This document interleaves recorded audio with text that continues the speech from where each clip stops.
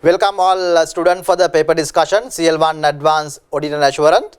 This is to discuss your recent examination paper, that is July 2021, and I request all the students, please don't just watch this video, please go and write the examination paper, keep in 3 hours, and watch this video with your answer script, because so it is very much important to identify the writing gaps in this practical subject. So as you are aware, as we discussed during the recent webinar series as well, the paper is always, auditing paper is fully practical, and you need to understand how your knowledge that you learned is going to be applied in the practical scenarios given at the examination. So therefore, independent writing questions before watching this video is very much crucial, very much important. So if you look at this examination paper, July 2021, this examination paper is a well balanced paper, and a lot of practical scenarios have been tested, and it is a well balanced paper, and it covers the all the aspect of the CL1 syllabus. So therefore, I recommend all the students, so the selective studies will not be possible at the CL1 examination. So you need to have a complete understanding on the entire auditing process, the 20 chapters as well as the 8 subsections of the syllabus. Then only you will be able to answer the practical scenarios that are given at the examination. So therefore, so when I am discussing this examination paper, I will try to touch the relevant areas of the syllabus as well, and also the relevant learning outcome as well, because so now according to CS Sri Lanka feedback, some of the learning outcomes, your satisfaction or your answers with regard to some of the learning outcomes are very weak. So those need to be addressed carefully, so before the next examination. Right. So before moving to the session, before starting the paper discussion, so I will be starting with the master long case scenarios, question number 6 and 7, because that is a bit of a important, and most of the students have struggled in answering the question. And also I just want to develop a logical thinking, how you should approach the long case scenarios question. That is so much crucial than the just writing the answers. So how you approach the question, how you get absorbed into the question, how you develop or how you construct a comprehensive practical answer. So that's what the most important things. I just touched the syllabus also before that, so you have to just remember that. CL1 Advanced Audit and Assurance, we have about 8 areas. So if you look at this examination paper, so covering all 8 areas, there are questions. So therefore, selective studies are not recommended, especially when it comes to the subject like auditing.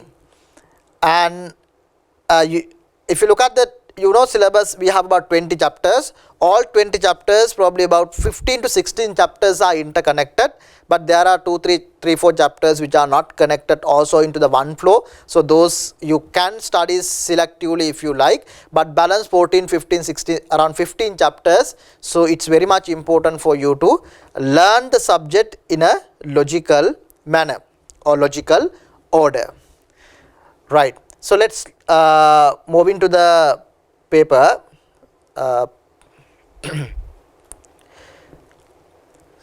So this is your examination paper, CL1 July 2021. So, and I'll start this paper. In this paper we have 3 areas: multiple choice question, 4 questions of the short scenarios, and 2 questions of the long scenarios. I'm going to start the paper discussion with the long scenarios, where most of the students have not scored the adequate marks. Right. So let's go to the examination paper.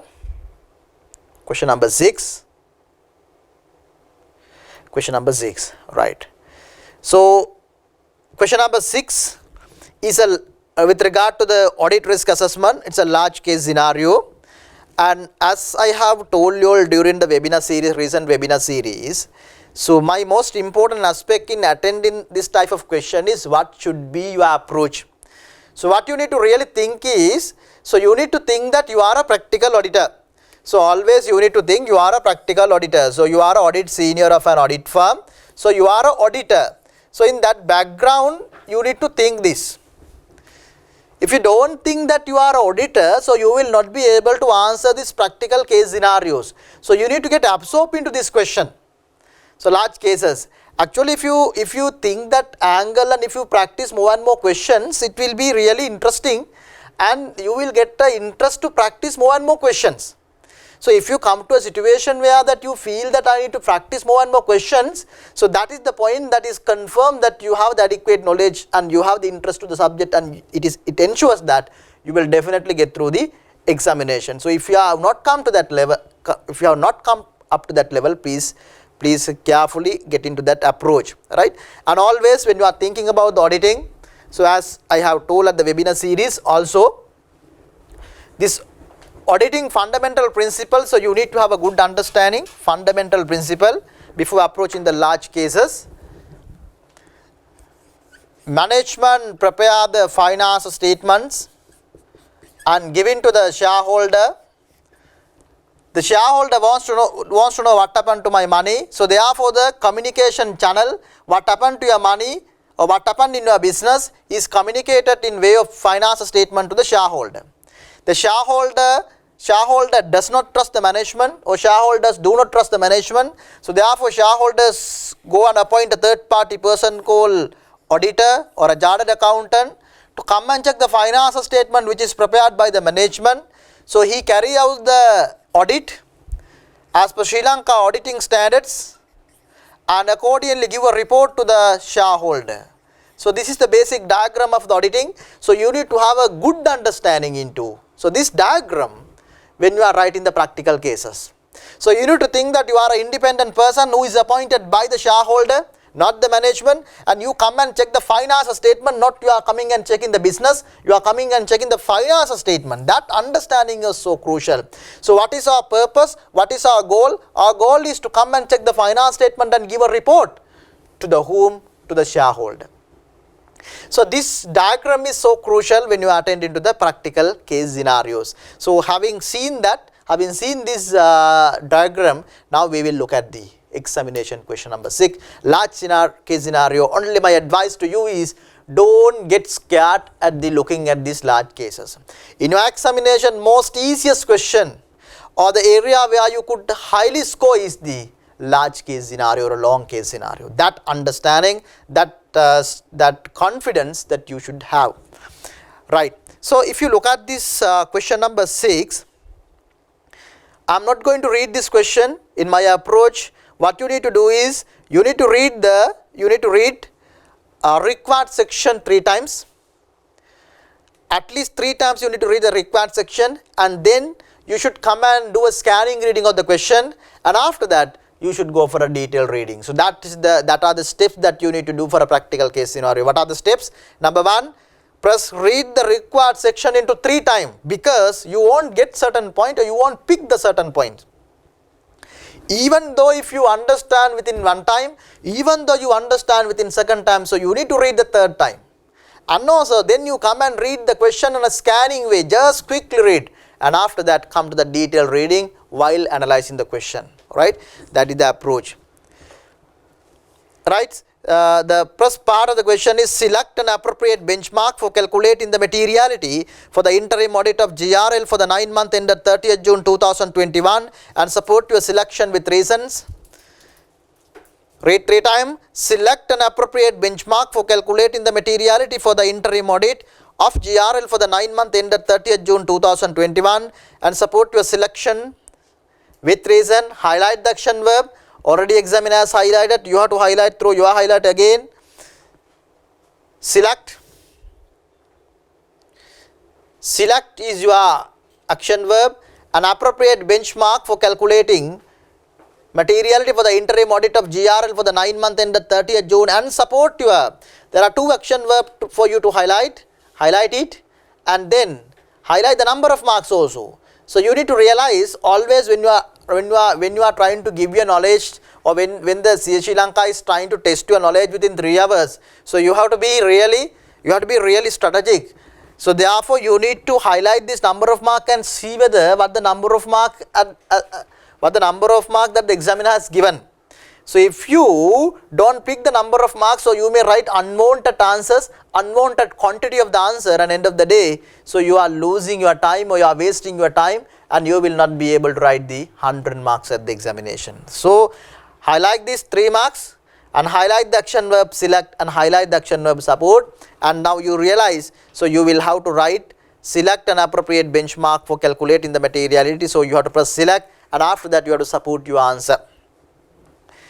Part B, assess, action verb assess. 3 risk that can be identified in the finance statement account balances in the above scenario that you will focus on when conducting the audit of finance statement of GRL for the finance statement year ending 30th September 2021 for 6 marks.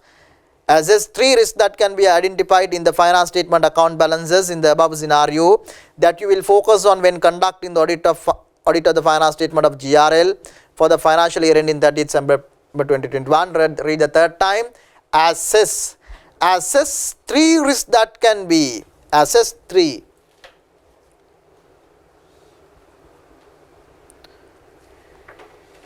Assess 3 risks that can be identified. Action verb assess, a number of marks 6. So that you realize automatically picked by your mind. So the each risk, the 2 marks will be allocated by the examiner. So that understanding automatically should be picked by you. So you don't have a time to think and do all these at the examination. Always you need to practice the question in that way, then automatically it will work at the examination. Part C. For the 3 risk assets identified in B above, outline 2 specific substantive procedures each that you would plan to carry out. For the 3 risks identified in B above, outline 3, action verb is outline for 6 marks.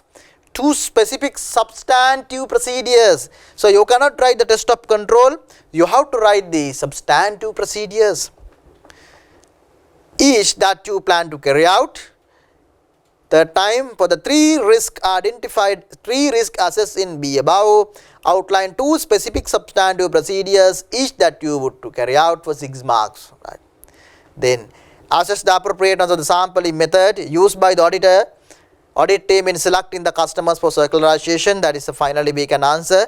The part E, assess whether the exception noted in the sample testing of accounts receivable results in audit misstatement. So altogether 20 marks. So now we will read the question in detail. Ideally what you need to do is, you need to do a scanning reading here. First of all, you just quickly read after reading the required section, do scanning reading quickly, but I am not going to do here because I just want to save the time with you. So therefore I won't do the scanning reading, so that when you are writing the question, you need to do it.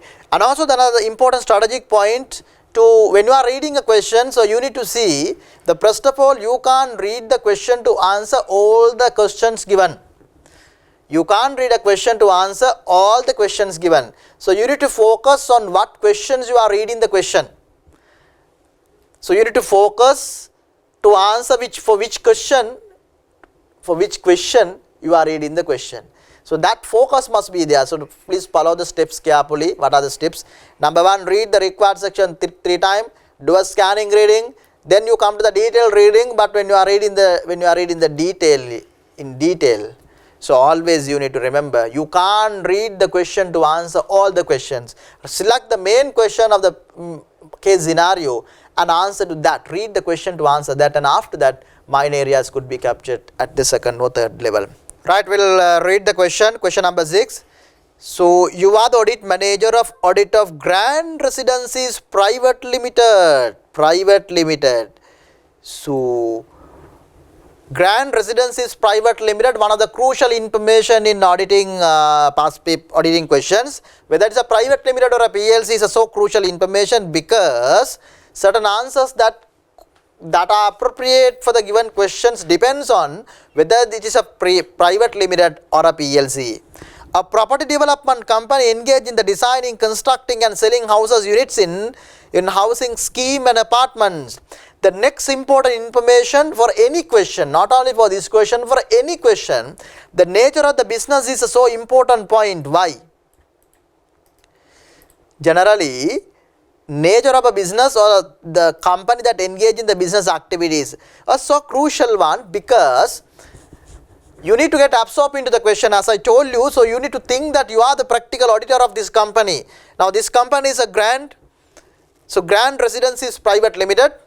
So Grand Residencies is the company that you do the audit. It's a private limited. So you need to get absorbed into the question. So you need to think that you are a practical auditor of Grand Residences Private Limited. So I request every one of you at the practical case scenarios, please draw this diagram at the top of the paper and try to think it over that you are a practical auditor. For the 3 hours, the examination, during that 3 hours, you always think that you are a auditor of this Grand Residences Private Limited or whatever the other question that is available in the examination paper. So engage in the property development, the company is into the property development. So this company engage in the property development.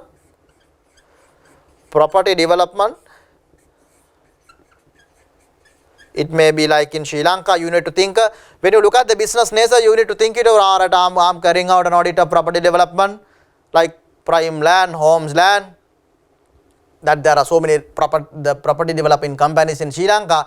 Just think it over, property development, apartments, building, construction, just think it over and get absorbed into the question.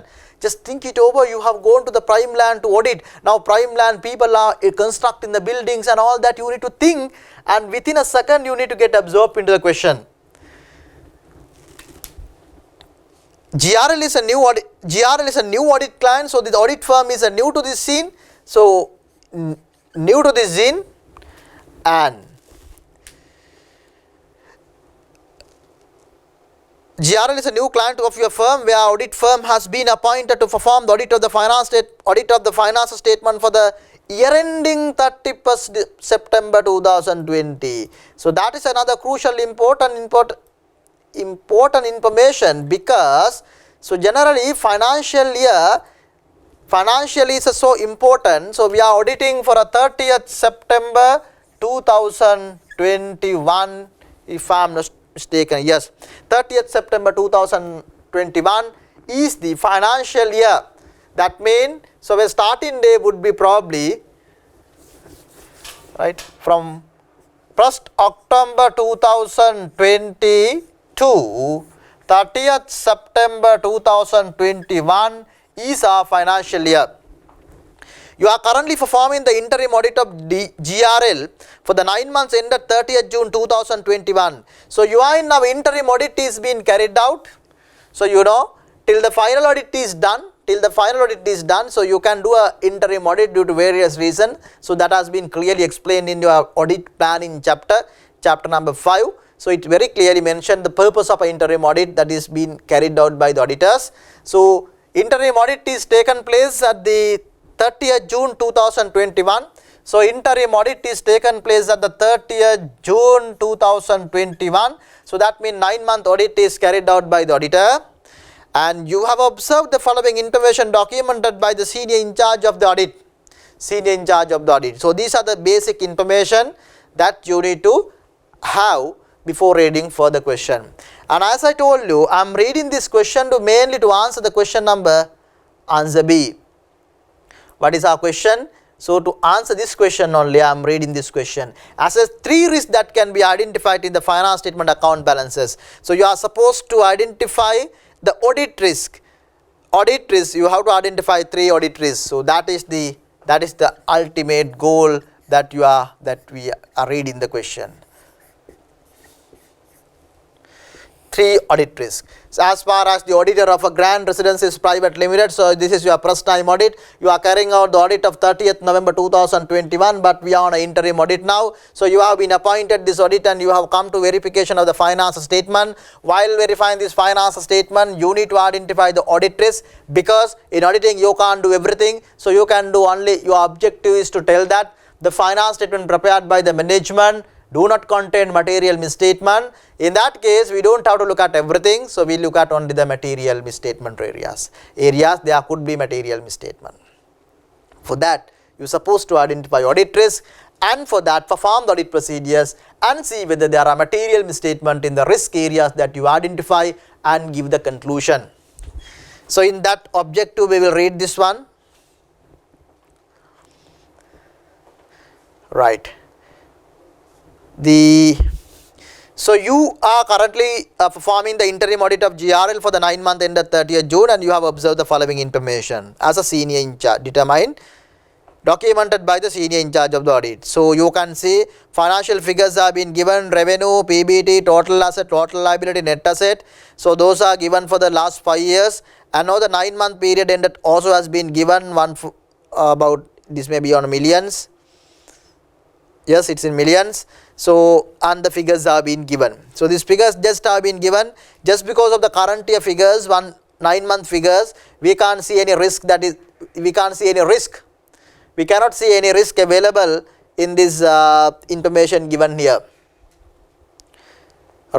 From the revenue you can't see a risk, profit before tax you can't say, total asset you can't say, total liability, net asset you can't compare. When you compare with the previous year figures, there are no much variances, so therefore there won't be any risk here. Now we'll read the detailed information given. Revenue. GRL has decline in revenue due to certain quality issues and the current economic condition. GRL has declining revenue due to certain quality issues and the current economic condition. The company is on the declining revenue. So what would have been the predicted revenue? Now here this revenue is for 9 months, right? This revenue is for 9 months. So if you project the 9-month revenue into the 12 months, what would have been the answer? So if you 1,160,000, if I am not mistaken, for 9 months 1,160, you divide by 9 and multiply by 12. So the predicted turnover will come for the 12 months. So what would have been the answer? 1546. So 1546 will be the annual turnover of the company. That is a predicted figure. You can't say exactly, but predicted figure. So when you look at that annual figure, it is almost there with compared to previous year. So therefore there won't be a significant issue in the revenue. There is a reduction, but it's not a very significant reduction, about 100 million or 100,000. If in millions, if you look at that, is not a very significant. But they say GRL has declining revenue due to the certain quality issues. Correct. Why? You compare with the declining revenue not only for the last year, 16, 17, 18, 19, 20, 21, if you see, there is a continuous reduction in the revenue. But GRL's accounting policy for revenue recognition income from the sale of property is recognized when the sales agreement is signed between the customer and GRL, and when 100% of the construction of the property is completed and possession of the property is given to the customer. So in this company, in order to recognize the revenue, so there are 3 criteria given. Revenue recognition, to recognize the revenue, there are 3 criteria given. Number one, sale agreement is signed, and number 2, 100% of the construction is completed and possession of the property is given to the customer. All 3 conditions should be fulfilled. Now we need to see whether these 3 conditions are in line with this finance statement relevant standard SLFRS 15. That is one angle. We look at the balance part to see whether there are misstatement. Revenue for the 9-month end at 30th June 2021 included revenue of rupees 200 million. Revenue of 200 million on completed projects for which the sale agreements have not been signed with the customers. So this company has included around 200 million out of this 1,100,000. So around 200 million has been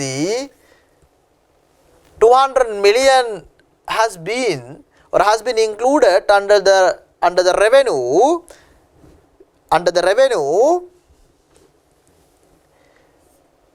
which the conditions that the management has stipulated are not fulfilled. To recognize the revenue, there are 3 conditions given by the management, so those have not been completed or concluded. So in that case, 200 million sales agreement have not been signed. The assistant accountant emphasized that they will sign the sales agreement before the year end. Out of this, only a few customers have made the full payment. So that indicates that the company has recognized the revenue beyond their normal accounting policy. They have the accounting policy. Whether that accounting policy is in line with the SLFRS 15 or not, another issue. But this issue is, even they have not concluded even they have not satisfied the conditions given there in recognizing the revenue. So therefore, obviously, you could see a 200 million misstatement in the revenue. So there is a chance that this amount will be, even this amount will be changed when it comes to the final audit. There will be a cut-off issue. So therefore, number one, auditor recognize the revenue as the revenue recognition as a risk. Revenue recognition as a risk. That is SLFRS 15. So non-compliance of the SLFRS 15 is possible. So therefore, you recognize the revenue recognition as one of the risk item. Clear? Because of why? So because of this 200 million issue. Because of 200 million issue, you recognize one revenue. As we discussed in the recent webinar, we discussed one examination past paper with regard to this risk assessment. There I told you, when you are writing the questions, always you need to first of all identify the answers at the examination. Then after identifying all the risk areas that can be seen in the scenario, then prioritize the answer what need to be written. So don't get the examination paper and the pen and don't just write. Some of the students are there, they are just waiting to get the examination paper to read. Sorry, paper to write. Always keep the pen like this. You keep like that. So don't do like that. Always when you are reading the risk assessment questions, so you read the question and identify the risk and then see. There will be a lot of risk, but all the risks are not required to be written. So you need to include what most important or a most critical risk or a most areas where there could be more material misstatement in terms of materiality, that you need to write at the examination. Right. Then the next one, so the revenue we have recognized as the because of a 200 million issue. And inventories and investment properties. At the beginning of the financial year, GRL held a large stock of unsold properties. At the beginning of the year, GRL held a large stock of unsold properties in its inventory. There is a large stock of unsold properties. If there are a lot of stocks are available, so then there is a clear chance with the economic declining or economics environment, this COVID and all that. So there is a possibility that this apartment will not be able to sell.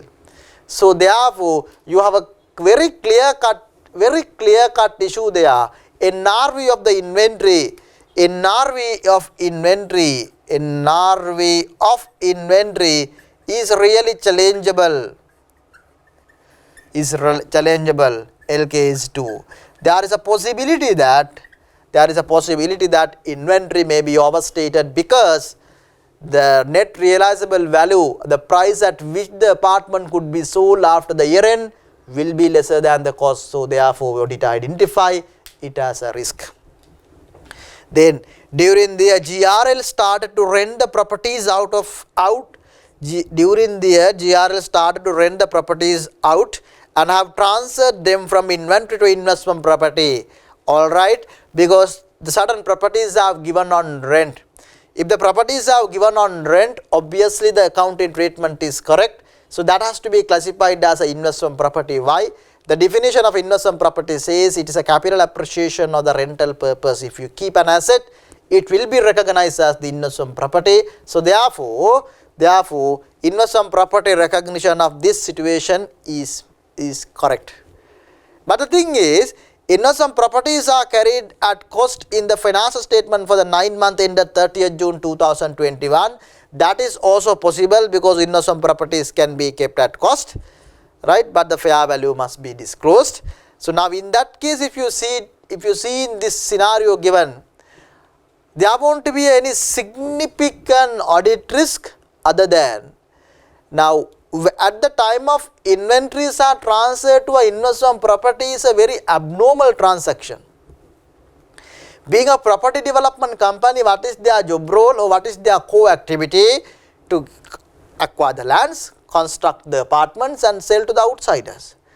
Because of the economic crisis, what they try to do is they try to rent out. So that is not their core business model. So when you go out of the core business model, there is a possibility that when the accounting treatment or the values that they transferred may not be correct. So therefore, recognition of investment property I see as a risk. Recognition of investment property I could see as a risk, right? Recognition of investment property.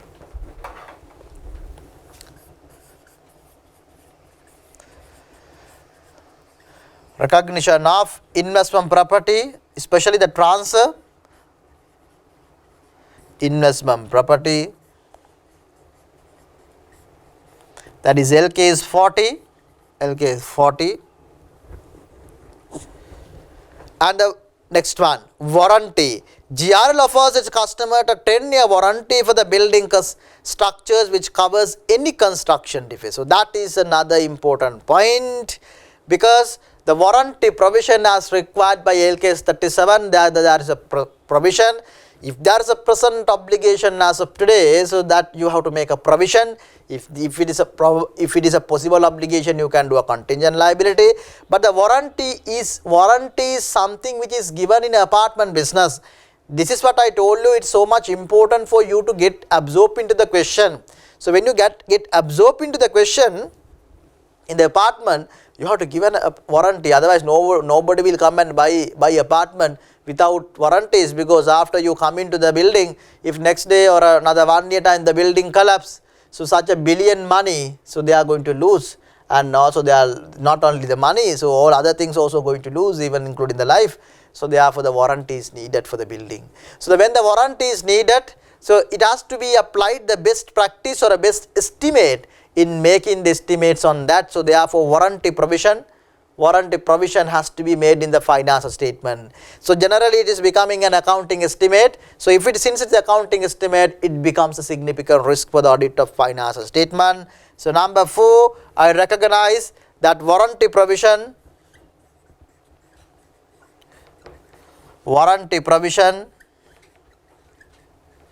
as given in LKS 37, we can say LKS 37 provision. So 37, this becomes a significant audit risk. Then we come to the accounts receivable, trade debtors. The audit team performed a receivable secularization on 30th June 2021. On the interim date, they have done the trade debtor confirmation procedures, used specific item testing and selected all customers greater than 1 million for the test work. The team selected 35 customer account that covers rupees 544 million, 80% of the population, and sent confirmation request. They received confirmation from 21 customers, of which 8 customers disagreed with the balances. The total number of customer accounts in the population was 58. The tolerable misstatement said by the team is rupees 300,000. Detail of the customer balances disagreement mentioned now below. So the customer exceptions have been given. So that we will read later. Now to see, now do you have any specific reason for you to believe the trade debtors are misstated? Are you going to recognize the trade debtors as a risk of material misstatement or not? Think beyond the boxes, think beyond the boundaries. Always we need to think it over. Whether we should take the trade debtors, as significant audit risk. If you just read this information under the accounts receivable, there is no specific reason you to believe. There is no specific reason for you to believe the trade debtors as audit risk or not. But when you link this revenue recognition, obviously, when the 200 million, what would have been the double entry on the other line? Revenue credit and the debtor debit, obviously trade debtors impairment is becoming a risk. Number 5, trade debtors impairment. SLFR is 9, becoming a risk here, Right, so those are the 5 risks that has been identified you and me while reading the question. But now again go and look at the required section. Don't try to write the answer. Assess 3 risks that can be identified in the finance statement account balances in the above scenario that you will focus on when conducting the audit of the finance statement of GRL for the year ending 30th September 2021. Assess 3 risks. Identify 3 risks that could be seen in this audit. So now you have identified 5, so you should be so happy. So you have such a talent in identifying the answer. That is not enough. Now out of this also you prioritize what would be the definite misstatement, or what would be the most, what are the areas most highly possible to have the misstatement. In that background, if you see, that is the number one that I am writing at the examination is the revenue recognition. That is going to be a risk for me. And also the secondly, I may recognize the trade debtors because that is another important and the definite misstatement. And thirdly, I will identify the provisioning because that is another definite problem. Obviously there could be a problem. The less chances is, I would say, this is number 4 and this is number 5 you can recognize, you can write at the examination. I will highlight, because more than this answer I just want to tell you how to approach a practical cases. What are the steps?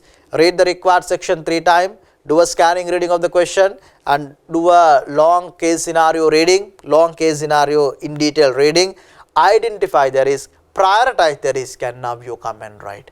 When you are writing, so remember you need to write this each and every point into the 2 marks, the writing quantity and what to be written. That is so important. So what to be written in this one of the answers. So how you need to write? I will delete this one.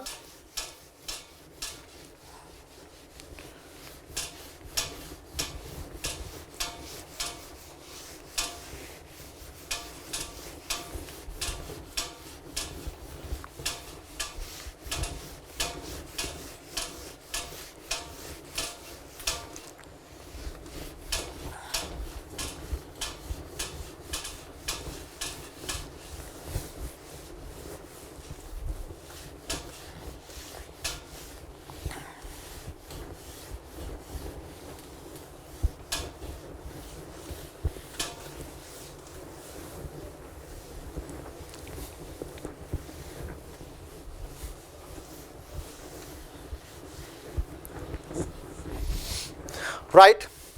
So we identify the audit risk. We identify the audit risk.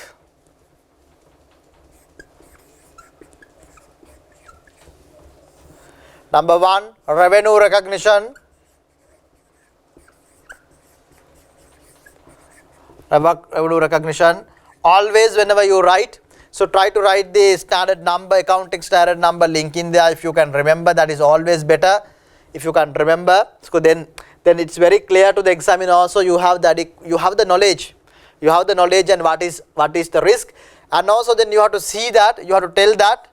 So the revenue recognition policy of the company, right, and you have to tell the story of 200 million, right. Then you have to say why you believe that, why you believe this is as a possible area for material misstatement. So whenever you write the risk assessment question, always try to write 2 answers.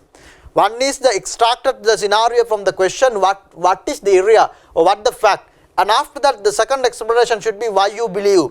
So in this case you need to say that the 200 million story, the company has recognized the 200 million turnover when the relevant requirement, the relevant conditions are not fulfilled. So therefore, we believe that the 200 million revenue recognition is not in line with the company policy. In turns, it is not in line with the SLFRS 15. Therefore, we believe that the revenue recognition will becoming a significant audit risk, right? Likewise, you need to write all the risk areas. Number 2, debtors, trade debtors.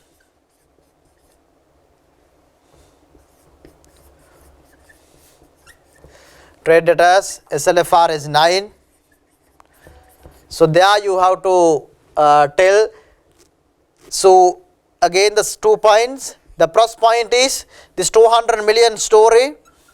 So when the 200 million is wrong in the revenue recognition, obviously that is wrong in the trade debtors, and then the requirement of the standard of the SLFRS 9.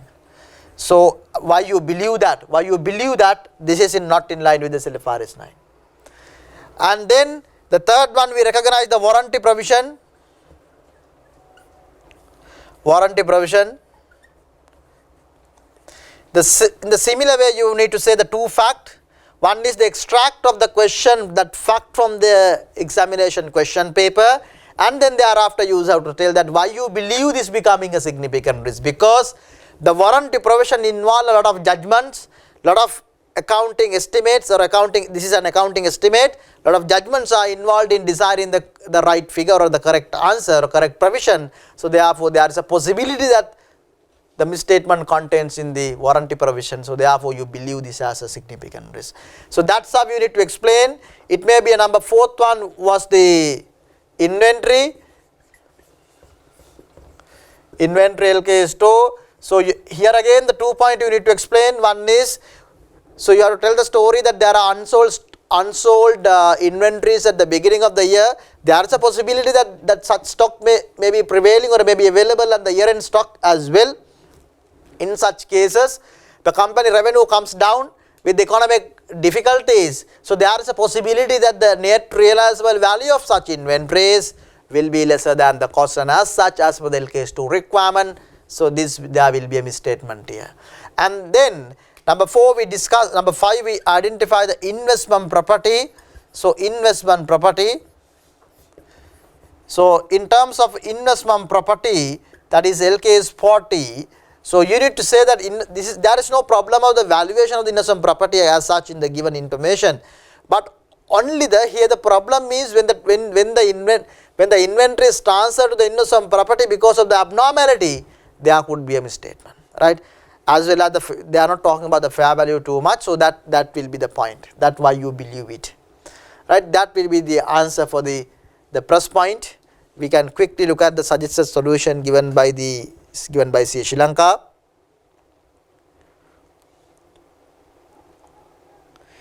You can look at here. So look at the part B only. Part A I have not recognized, I have not discussed. Part B, the first point, the revenue recognition, revenue for the 9 month ended 30th June 2020 amount to rupees 1.1, right, 1,160 million. Include revenue of rupees 200 million on completed project for which the sale agreement are not signed with the customers. It's nicely given the first bullet point. And the second bullet point, for the accounting policy for revenue recognition, income from the sales of properties recognized when the sales agreement is signed between the customer and GRL, and 100% of the construction of the property is completed. Therefore, there is a risk that the revenue is recognized incorrectly. Nicely given, as I told you. If you look at the second point, the trade receivable, there is a risk that trade receivable may be overstated if revenue has been recognized incorrectly. So if you can write the accounting standard also always better. Third point, warranty provision. Calculation of the warranty provision requires judgment as it is an uncertain amount. However, there is a risk that the management would understate the provision in order to increase the profit. Possibilities discussed. Investment property. During the year, GRL started to rent out the properties it had in inventory. As a result, they were transferred from inventory to investment property. Therefore, there is a risk that inventory has been incorrectly transferred to investment property. The final one, the inventory. At the beginning of the financial year of GRL held a large stock of unsold properties in its inventory. During the year, it started to rent these properties out and transferred from inventory to investment property. So there is a risk that the inventory as of 30th September 2021 is not valued at the lower of the cost of NRV. So that is another possible thing, right? So I look at the part C of the also question now itself, rather coming to the part A, part C. For the 3 risks identified in B above, so that you have to write for the 3 risks identified in B above, outline the specific procedures, outline 2 specific substantive procedures each that you would plan to carry out for 6 marks. So that means 1 substantive procedures will get 1 mark, 1 into 2, 2 into 3, 6. So you need to write the substantive procedures for the risk identified. Remember, if the risk what you identified is wrong, there is a possibility that the substantive procedures also may go wrong. So in that case, always you have to give a double the time or double weightage or a double attention in identifying the risk. If the risk wrong, mean procedures also may go wrong. That you need to be alert, right? So now audit procedures I have explained you all during the webinars. Now audit procedures is something that you can't memorize sometime because they are in your syllabus section C. There are 8 chapters: auditing theory, and then auditing inventory, cash and bank, trade debtors and the revenue, trade payables, audit review and finalization, audit procedure, other audit procedure. There are 8 chapters. So on those 8 chapters, what we talk? The practical audit procedures that we apply in the auditing profession. So there, what I told you all, to most of the cases it is most appropriate to logically develop an answer rather than memorizing. You have to practice the question rather than memorizing the audit procedures. Think it over. In this case, now I will tell you now. Let's say you can't remember anything what is given in the chapter number 9 or a chapter number 10. Chapter number 10, auditing revenue and receivables. You can't remember anything. If you can't remember, just think it over in this particular scenario. Regarding this company, we got into this company. This is a property development company. I am going to audit the revenue. What should I do? What should I do? Think it over. What should I do? I am the auditor. If I am the auditor as a third party person, what should I verify? I should verify the revenue recognition. So then what? Think it over. Don't look at the answers or anything. So if you look at it, you will feel that I need to go and ask from the management, look here management, so what is your correct accounting policy and how this has happened? Inquiry from the management with regard to the accounting policy and the application. One procedure. Second, get a sample of agreement and trace to the transaction. Get a sample of agreement that they have used with the customers and trace back into the transaction to see whether. And third one, you see the correct cutoff has been made at the year end, and also you can perform the analytical procedures. You need to write only 2 answers, but to write that 2 answers, are you required to remember all the procedures given in the study text? No, you need to think it over analogical answer. The second one, trade debtors. If you have to verify the trade debtors, what the audit procedures that you need to do? Obviously, you can't write the confirmation here because that has already been done. Right? That has already been done. In this question, they say they have gone for a trade debtor circularization. So therefore, that you cannot write an answer. So in that case, what the other audit procedure that you can? Very simple. You take a sample of agreement and see and trace back into the trade debtors. You get a sample of agreements or a sales transaction and check with the original documentation and come back to the trade debtors and see whether that has been correctly recognized. That is one. And you can check whether this particular debtors which were there at the 31st March, 30th September 2021, whether they have subsequently settled post year-end receipts. That could be checked. And also you can run the age analysis of the debtors because this is open question. There is no specific assertion is being tested. So that is also good. Now there are some questions where you have to write the assertions, but here no assertions level testing also, so that you can write anything. So obtain the age analysis and compare with the trade debtors and see whether there are long outstanding balances, something like that. Analytical procedures, all those you can write. And third one, warranty provision is so important that the inquiry from the management how this warranty provision was made, and then check whether the assumption that they made, the computation methodology that they have adopted is reasonable, or whether they are reasonable and whether they are acceptable, and obtain some contract from the customers and see whether those contracts, what are the conditions prevailed or what are conditions included there, and accordingly whether the estimate that the management made is correct or wrong. That could be seen for the warranty provision.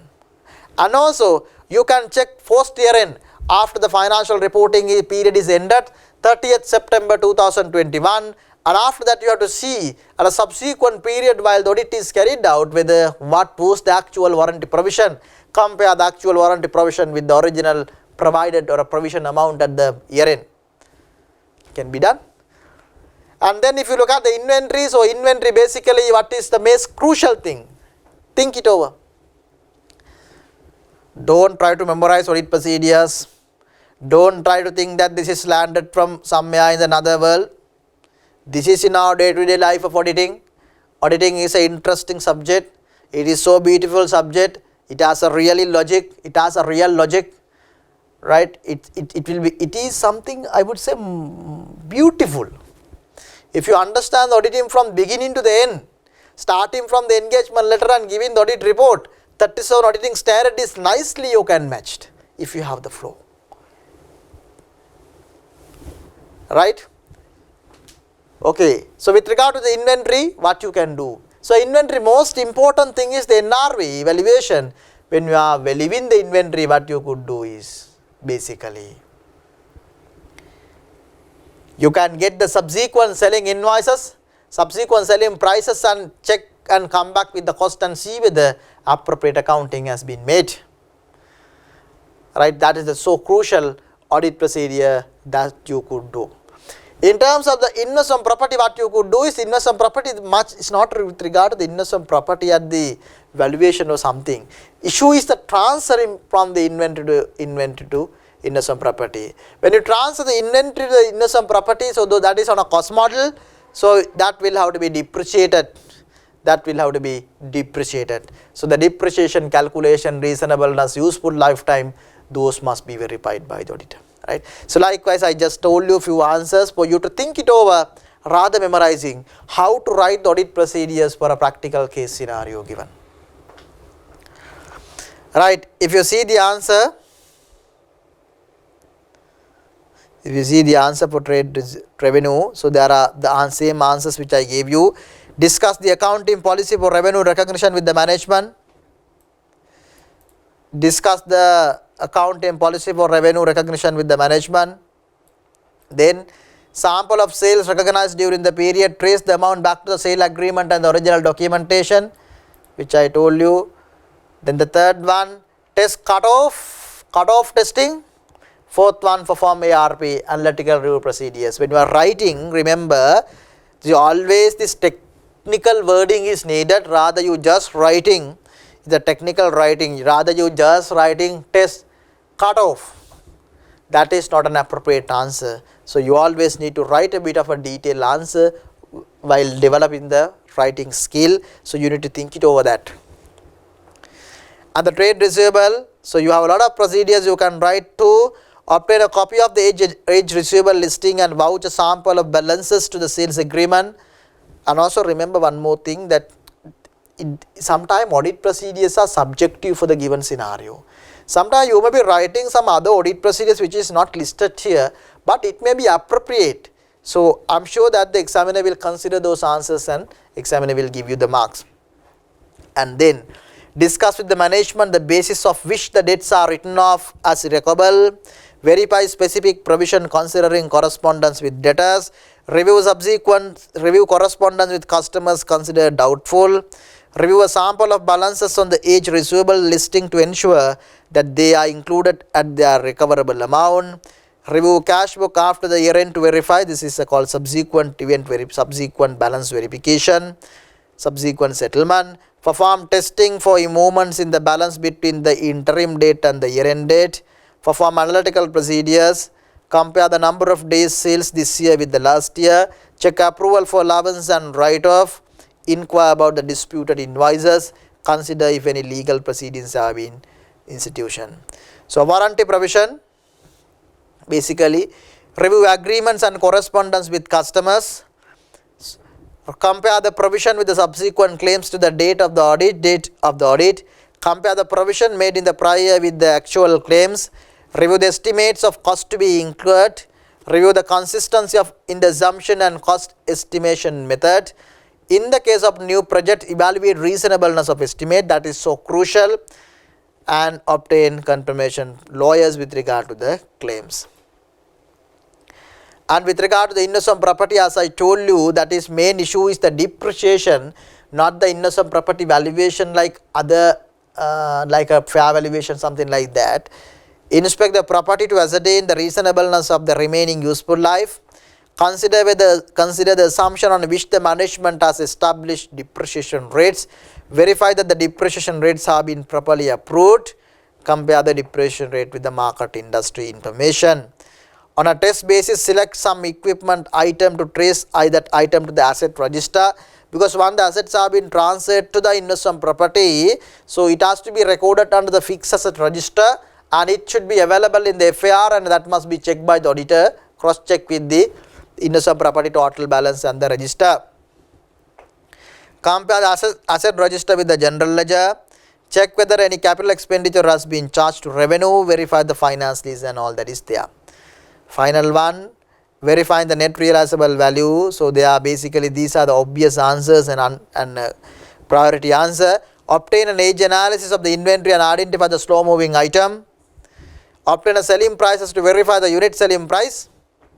Review the reasonableness of further cost to be incurred, verify subsequent selling prices. That is so important audit procedure. So this is what the most important.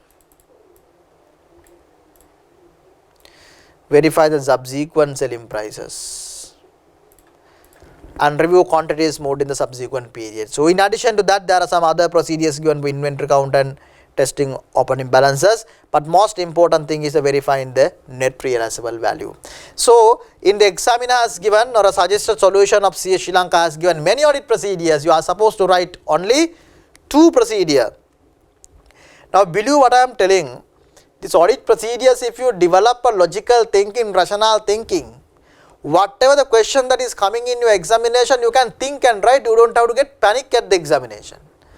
Even before going to the examination, you don't have to get panic. So I request for you, because your examination, you have about more than 1 month for the examination. So you need to think it over this angle for 8 chapters, but chapter 14 of course audit review and finalization, that need to be known by each and every wording. But all other chapters you can follow a short note and thinking on how to develop the audit procedure for the given scenario. That practice, that will come at least when you practice 10 questions, automatically that will come. Alright. So let's move into the part A of the question now. Part A of the question.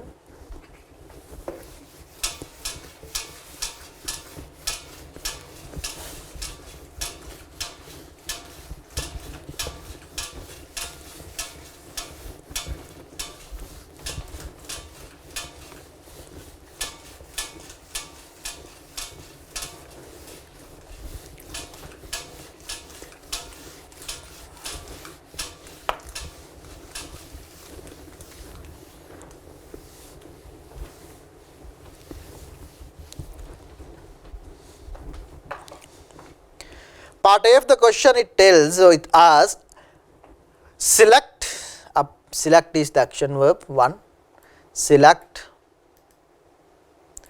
an appropriate benchmark for calculating the materiality for the interim audit of GRL for the 9-month ended 30th June 2021, and support your selection with reason. Support your selection with reason. So you have a two action verb. Select an appropriate benchmark. So selecting the appropriate benchmark, it has to be done as per the Sri Lanka Auditing Standard 320, audit materiality. Selecting the benchmark that you know, you have about one option is profit before tax. So you can go into that, and you can go into revenue option. You can go into the total asset. You can go into the total assets, and you can go to the net assets. Right. Also you can go into the profit after tax, that also possible, and you can go into the gross profit also, that also possible. So you can have a various method in selecting the benchmark, and also you know the profit before tax will be the sometime 5%. So that is according to the rule of thumb. Rule of thumb, the percentages depend on the rule of thumb, that depends on the firm to firm, sometimes the judgments or the international their practices. So the question is very clear. Question is, one action verb is what? To select the appropriate benchmark, and then you support the reason as to why you select that benchmark. Let's look at it. And if you see the extract from the finance statements given, if you see, you have 5 years figures given, 16, 17, 18, 19, 20, and the 21 figures have been given. And if you look at the revenue, revenue has slightly declined but not a significant reduction, because when you see this revenue declining, so as I told you at the beginning, you need to predict for the 12 month. You can't compare the 1.6 billion or 1686 million and 1160 million, you can't compare. Why? This 1160 million is for what? So that is for 9 months. When you multiply into the 12 month, almost 1,000 million 546 million it will come. So therefore almost the previous year figure. And then the profit before tax is a highly fluctuating. You can see 140 and 140, 80, 92, 23, 56, 71, 91, 23 is a loss making. So therefore looks like PBT is out of option. Profit after tax only given PAT. So that profit is out of the topic. Looks like, because company is making profit is highly fluctuating and the 2 years they have made a loss. Then total asset is given 5.2, 5.3, 5.2, 5.1, 4.9 and 5 million. So total asset is static, so no much changes. Total liabilities also, liabilities you can't use, and the net asset also remain in a normal way, but the 9 month it has gone up.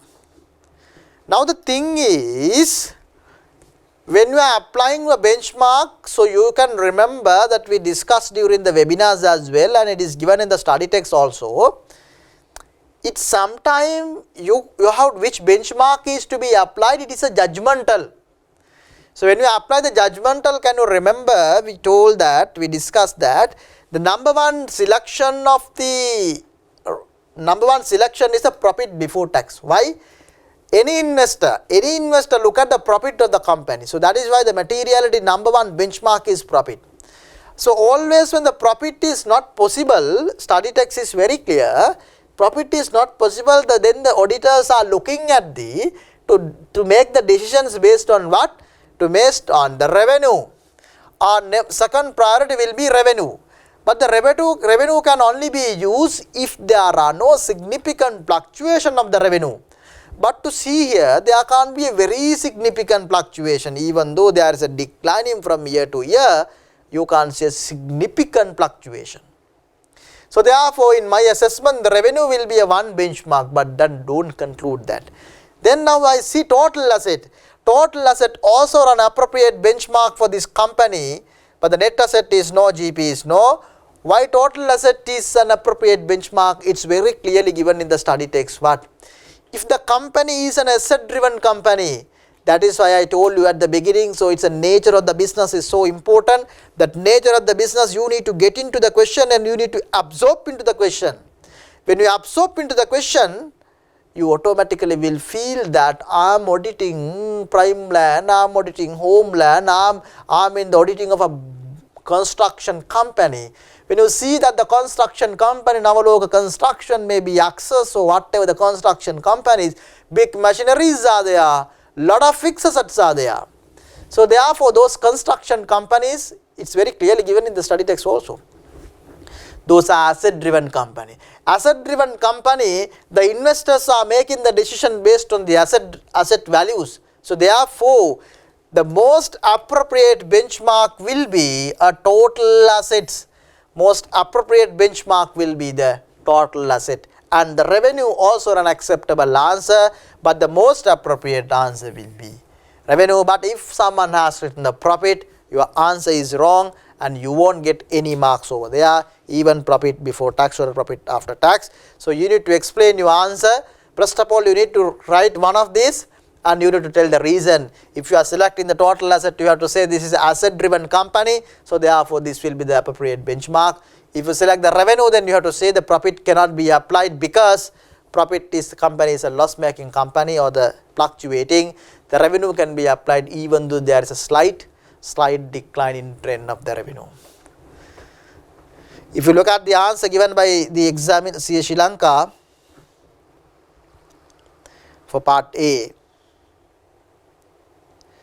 Appropriate benchmark total assets or revenue. Reason for the selecting the benchmark, as GRL is a company driven by assets, it is best to use an asset based measure for materiality rather than the profit figure. As GRL profits are volatile, these figures are not suitable to calculate materiality, therefore it is best to use the revenue for the calculation of materiality. Right, very clear. Now we come to the part D of the question. Part D of the question: assess the appropriateness of sampling method used by the audit team to selecting customer for circularization. Assess the appropriateness of the sampling method. SLA US 530, we talk about the sampling.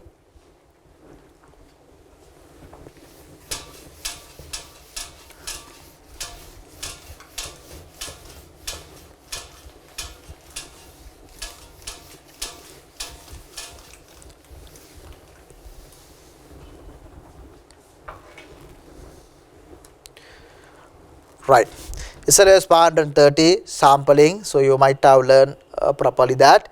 So we'll read the accounts receivable section, that is talk about the sampling information. We'll read it carefully. The audit team perform a receivable circularization on 30th June 2021. They used specific items testing and selected all customers greater than 1 million. So we are in the process of auditing debtors now. So we are in the process of auditing debtors, right? Debtors. And I'm going to send for the confirmation request. Confirmation request. I'm doing it. Confirmation request. The audit team performed a receivable circularization on 30th June 2021. They used specific item and selected all customers greater than 1 million. So I selected for that greater than 1 million. All the customers above greater than 1 million selected to test the working. The test selected 35 customers account that covers 544 million. So the sample that was selected by us, is above 1 million. So that contains about 35 customers.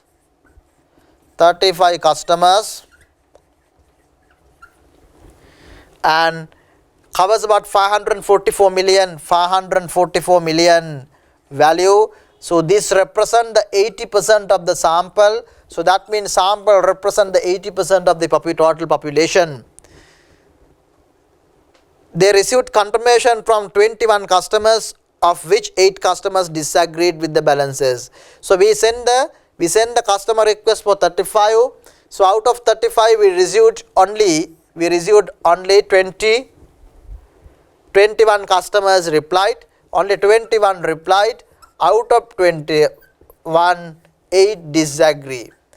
So 8 says that, so they cannot agree on the values. That's the summary. And the total number of customer accounts of the population was 58. So total is 58. Out of 58, 35 we have sent. The tolerable misstatement sent by the team is 300,000. So therefore that's a so important figure. Tolerable misstatement we call PM, performance material level of the company. Your trade debtors is 300,000. So if there is anything beyond the 300,000, that is one of the concern of the auditor. And the details are being given. Now the question is very clear. The question asking part D, assess action verb is as is. The appropriate of the sampling method used by the audit team in selecting customers for circularization. So assessing the appropriateness of sampling method. So what is the sampling method? What are the sampling methods available in the standard? Can you remember? SLA 530 talks about the lot of methods. What the most important are random sampling, systematic sampling, monetary unit sampling, Hapsat sampling, block sampling. There are 5 sampling techniques. Out of 5 sampling techniques, what is this? Is it random? No. Is it systematic? No. Is it monetary value? Yes. This is a monetary value sampling. Is this Hapsat? No. Is this a block? No. This is a monetary value sampling because your sample is selected based on the monetary value. So therefore, this will become a monetary value sampling, right? Monetary value sampling. The value is selected, the items are selected based on the values of the population. So the question is, assess the appropriateness of the sampling method used by the audit team in selecting customer. Now examiner is asking you, you have to assess whether this is correct or wrong. Tell us whether it is correct or wrong. In terms of trade debtors, whether systematic sampling is appropriate or the random sampling is appropriate, or haphazard, or the block is appropriate, or monetary value is appropriate. So if you can remember, its study text is very clear. So when it comes to balance sheet item like this trade debtors, random sampling may not representative of the entire population sometime. Systematic sampling is most appropriate, for example, like test of control, but not like a substantive procedures like this trade debtor confirmation. Haphazard sampling is a it's an advanced version of a random sampling, and block sampling also not representative of the entire population. So therefore, in terms of the balance sheet coverage, because 80% has been covered, out of the 100 you covered 80% mean, so that sampling mechanism or a sampling method is appropriate. The first of all, you need to conclude that, so this is appropriate. Why? Why this is appropriate? Because main reason is 80% is covered. It covers the 80%. 80% covered. That is one of the main reason. Main reason as to why you believe that this is appropriate sampling. And also, so you are supposed to, you go by the value basis, because when you come to trade debtors, you have to cover up the more and more value. This is a value base, this is a balance sheet item or a statement of finance statement line item. You need to see that directly the material misstatement in the account balance, not like a class of transactions. So therefore, this is a most appropriate sampling mechanism, sampling method has been applied by this company.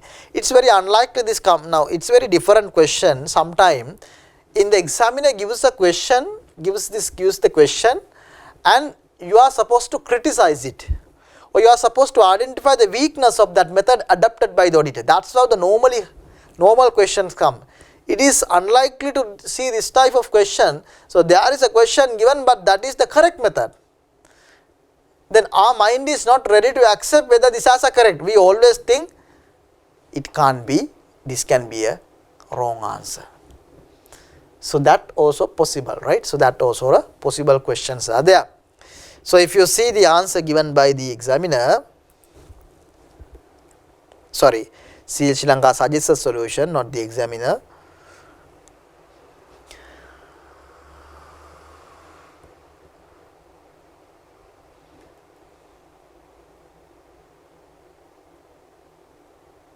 Right. In this scenario, the engagement team has used two monetary unit sampling. Monetary unit sampling is a type of value weighted selection in sample size, location, selections, and relevant result in a conclusion in monetary amounts. The MAU is a more appropriate sampling selection method in this case compared to other sampling selection methods, random, haphazard, systematic, block. One benefit of this approach of defining the sampling unit is that audit effort is directed to the larger values item because they have a greater chance of selection and can result a smaller sample size. Or an additional point, in this case, in this scenario, the engagement team has covered 80% of the population and they have sent confirmation request to 35 customers out of 58 customers. Under these circumstances, sampling method the engagement team has selected for the circulation can be regarded as appropriate. Right. So we come to the last question, final question of the question number 6.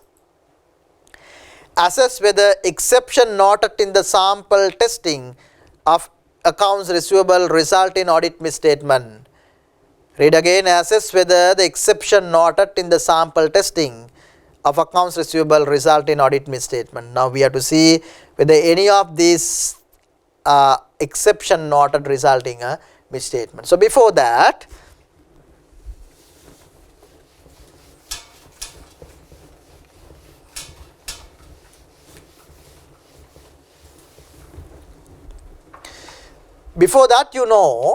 when you now out of 58 item, you have selected the 35 item and you have proceeded, you have done the audit procedures, right?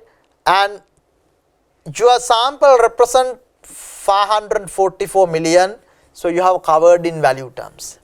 Now you have covered only 80%. According to the simple theory of auditing, if you have checked the 80%, what you do, you multiply that 80% result into the 100% population. That is simply we call, if you can remember, projection of sample results. So now, just because of there are some sampling results given at the or received by the auditor by performing the audit procedures, auditor cannot conclude those considering as a misstatement. Why? Since auditor has not checked the 100% item, auditor has checked only the sampling results must be projected or forecasted into a population. That is the simple theory, right? And after that, auditor must come to a conclusion whether there are whether there are misstatements or not.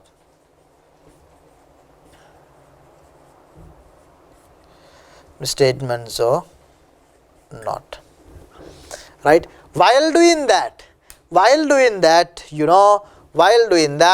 always when you are projecting this, you need to disregard the anomalies. Anomalies need to be disregarded. What is meant by anomalies? Anomalies mean exceptional items. So when let's say you check 100 item, let's say population is 1000, right? You check the 100 is the sample size, right? When you check 100, so you have seen the 10, so let's say 20 wrong. When you check 100, 20 wrong, then what would have been the answer for if you had carried out the audit procedures for 1000? You multiply into the 1000, right? So that means what? So 200 items are wrong from the entire 1000. So that is your conclusion called projection. But when you identify this 20, always you need to see whether there are anomalies. Anomalies mean exception. That means that is a one-off event. That is not a recurring, that cannot be seen in the other area. This is not a recurring, it's a one-off event. So those need to be taken off while you are projecting into the population, otherwise you go wrong there, anomalies. See now, detail of the customer balance disagreement mentioned are as follows. What you are going to do for number 1. So there are 4 customers. The reason is the customer made deposits on 28th and 29th of June 2021, but GRL did not receive them until 2nd July 2021. Amount of exception 500,000, it is material and cleared subsequently. Subsequently it has been corrected. So that means the customers made deposit now before the financial year is ended, the period reporting date is ended. They have made the deposit. Customers have paid, but we have not received. But subsequently it has come, it is possible. And there is a one customer dispute with the customer as the air conditioner unit has not been installed by the GRL per the agreement. So one customer has disputed the figure 200,000, subsequent action taken none. 3. Posting error in the general ledger due to a system failure at the GRL on the 10th June. There is a system error of 100,000. Error corrected subsequently. Such failure are very rare and actions have been taken to avoid such errors in the future. So now, so you have about 8 errors here. Okay. So now you have to decide. While you check the when you check the 35, when you check this 35, 8 have gone wrong. Out of 8, now you have to project the results of the 8 into the population. That means, so what you have to do is, not in value terms, 8 have gone wrong on 35, then what would have been the answer if you check the entire 58? 8 have gone wrong since while you are checking 35. What would have been the answer if you had checked the entire 54 or 58 or whatever? That is called projection. But very clear the standard 530, when you are doing the projection, the anomalies could be taken off. Now you tell me, out of this, you can't tell me, you think it over. And out of this 3 items given, what would be the anomalies? So definitely the anomalies, last one is anomaly. It's a one-off issue. That system failure is a one-off issue that has to be taken off. That means there are 3 customers because of this, that will be taken off. So 3 will go wrong. They will go take off 3. And then number 1, if you know the customers made deposit on 28th and 29th June, but the GRL did not receive them until 2nd July, obviously that is a non-issue. That can't be a recurring issue because that is a delay of the realizing. That is a practical issue. So that can't be error. That can't be a misstatement. That subsequently as money has come, it may be a timing gap. So therefore that is not a misstatement. So therefore the number fourth item also we take, altogether we take 7 items as anomalies, and end of the day you have 1 item. So that means out of 35, 1 is obviously wrong, and that in multiply into 58. That means second item of course is a recurring item probably, so therefore we don't know, so that we will take it up. The question is asking about, question is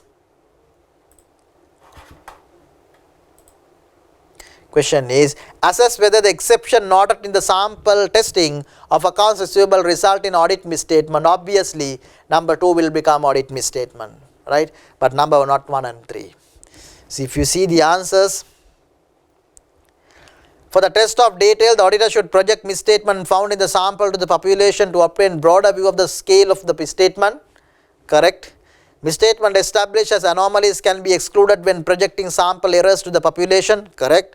In this case, posting error in the general ledger due to a system failure on 10th November can be considered as anomaly. See, these 3 items are, third item is anomaly, but first item is also could be considered as an anomaly. Further, the in transit items have been subsequently clear, so those also should not be considered as error. It's not an error, a recurring error. Therefore, only the exception related to the dispute with the customer can be considered as an error, and it should be projected to the total population in order to calculate the projected misstatement. The auditor should compare the projected misstatement with the tolerable misstatement and see whether exception noted would result in an audit misstatement. The final point, where the audited entity has corrected the specific errors found in the sample, the projected error may be reduced by that amount for these corrections. Right? So with that we finish the question number 6, the large case scenario, that into 20 marks. I believe that while you are reading this question, so you may realize that while this we discuss about almost 1 hour or more than 1 hour, so this question was, this long case scenario is not difficult if you approach properly. So let's go to the next question. Right, question number 7. That is the second question of the long case scenarios. Question number 7.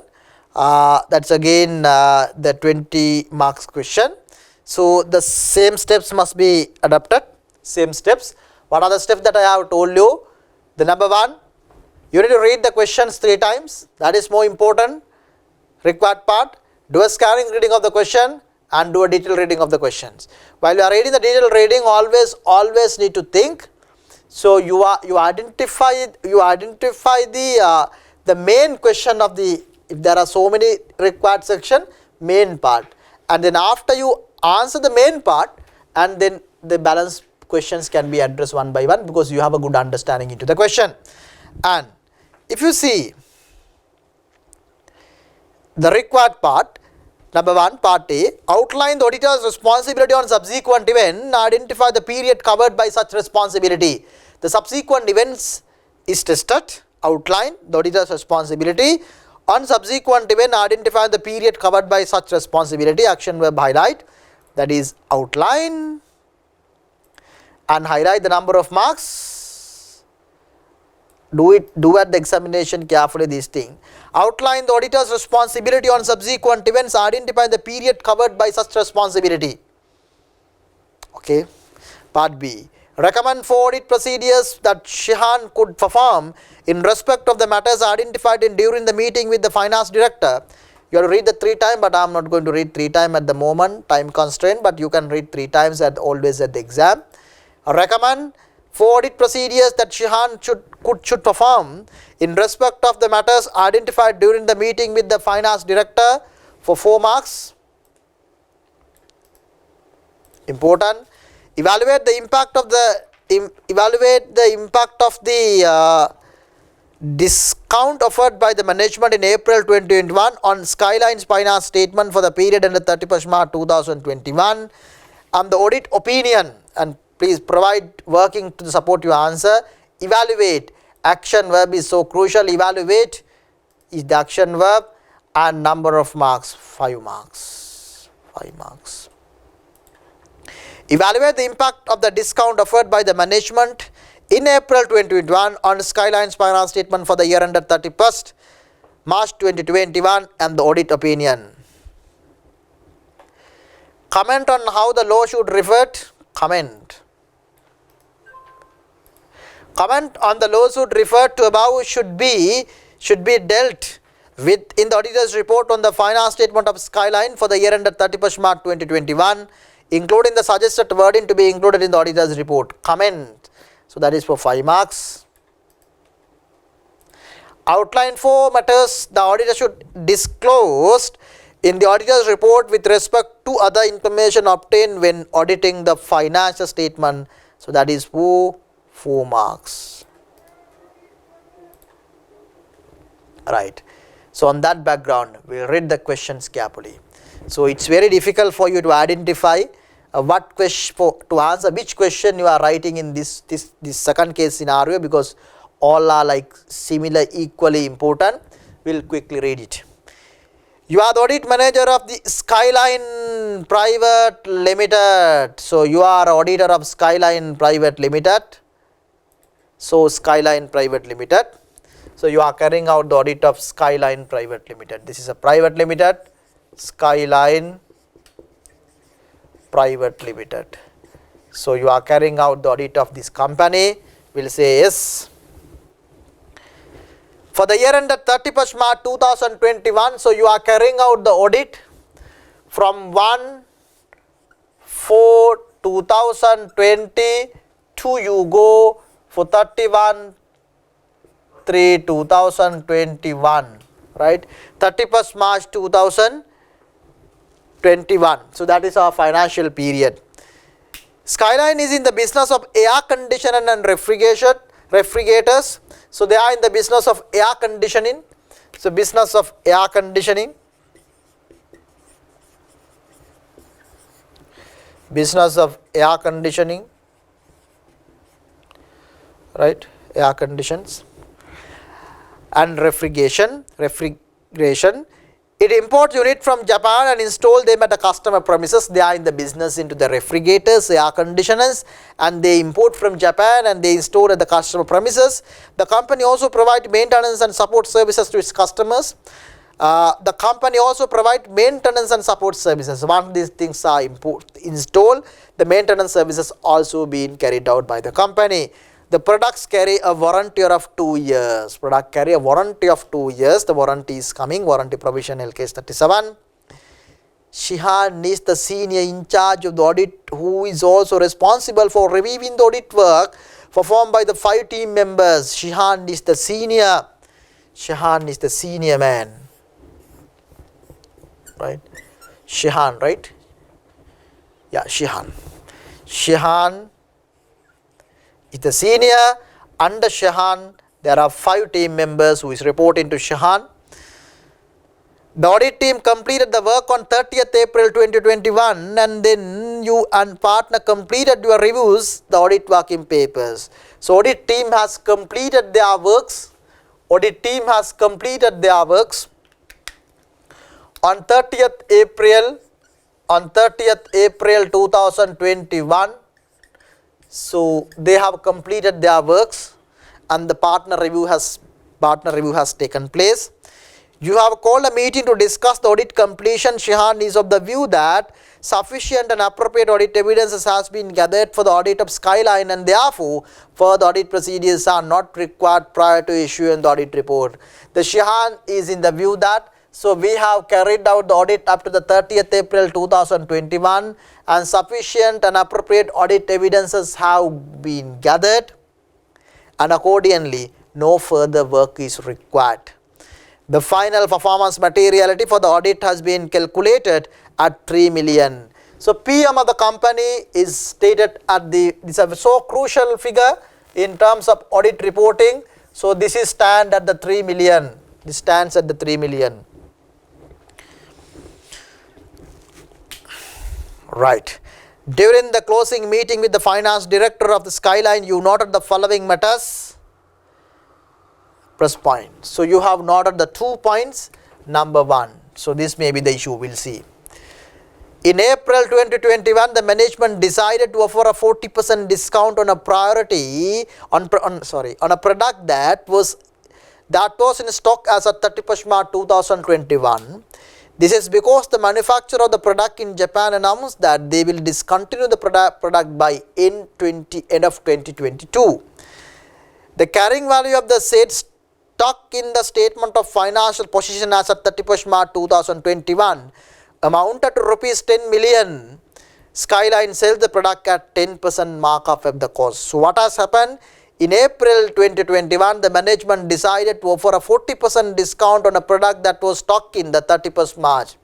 So there was a stock at the 31st March 2021, the stock, right? Subsequently, what has happened? Subsequently, 40% discount has been offered on this particular product in April. So this has happened. This discount has taken place in April. So discount has taken place. Discount has taken place in the month of April before the financial statements are signed off, because they will discontinue the product by 2022. The carrying value of the said stock in the statement of financial position 31st March 2021 is 10 million. Skyline sells its product at a 10% markup. So their markup is always 10%. Right. That's the story. Number 2, part B. In April 2020, a legal case was filed. This is the second scenario.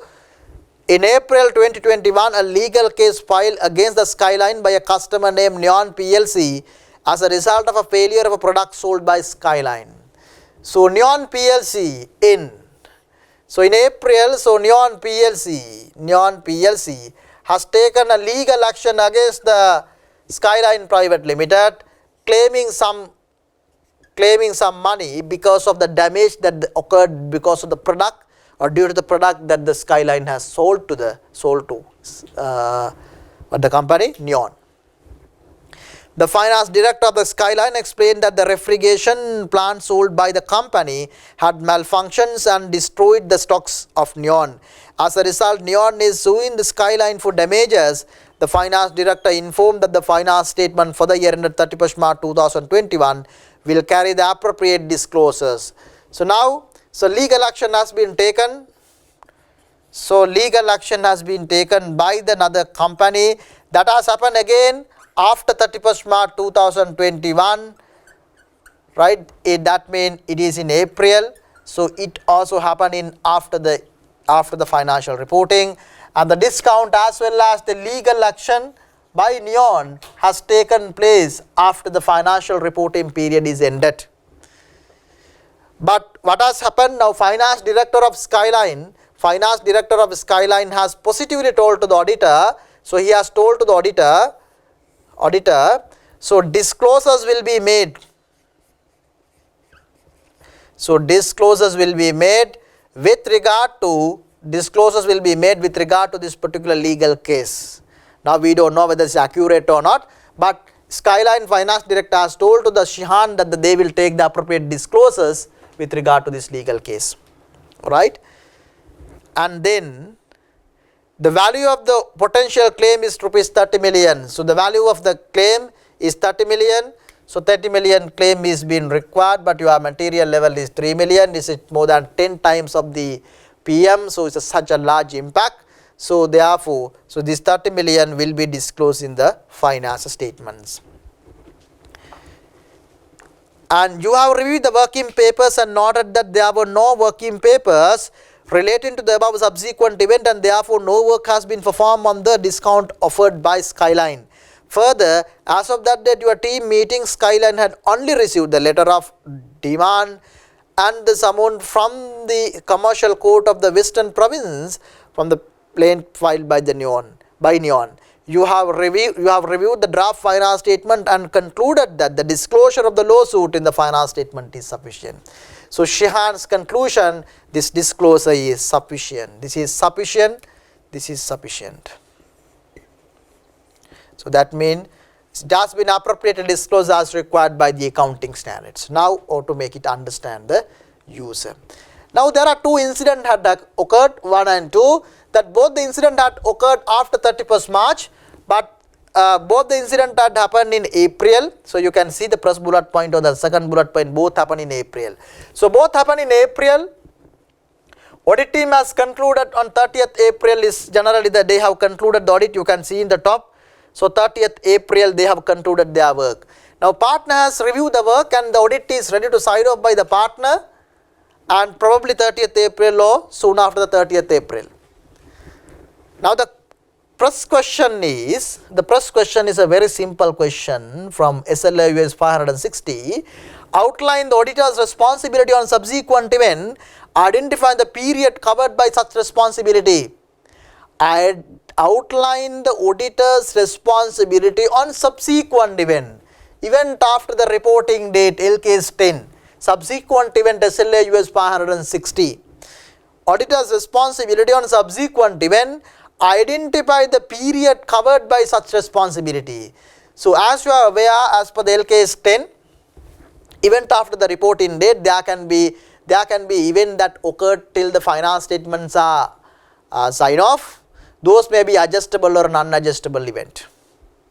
What the auditor's responsibility as far as the SLA US 560 is concerned, from the date of the financial reporting till the audit report is signed off, auditor has a responsibility to obtain sufficient and appropriate audit evidences on all material events that have occurred during this particular period to ensure that those have been adequately disclosed or adjusted in the finance statement as required by LKS 10. So therefore, Shihan and the firm has a bigger responsibility to carry out the audit procedures. You can't, in here they say they have not done anything. Carry out the audit procedures to identify or detect material event after the reporting dates to ensure those have been correctly disclosed or adjusted in the finance statement as required by LKS 10. Then the responsibility is what?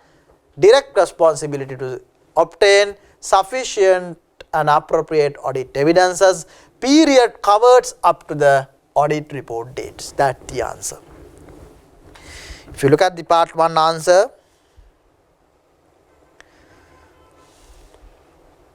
see, SLOS 560 required the auditor to obtain sufficient appropriate audit evidence on whether events occurring between the date of the finance statement and the date of the auditor's report that need adjustment or disclosure in the financial statement are properly reflected in the financial statement. Accordingly, the auditor is supposed to obtain required evidences up to the date of issuing the auditor's report. Right. Question number 2. Recommend 4 audit procedures that Shihan could perform in respect to the matters identified during the meeting with finance director. What Shihan can do? What Shihan can do on the matters that you have gathered during the meeting? In simply, what the examiner or what the Sri Lanka is asking from you is to what are the audit procedures that you can do? What are the specific audit procedures that you can do to identify and evaluate the subsequent event? To identify and evaluate the event after the reporting date. So very clear cut. The audit review and finalization chapter is a so crucial chapter in our syllabus.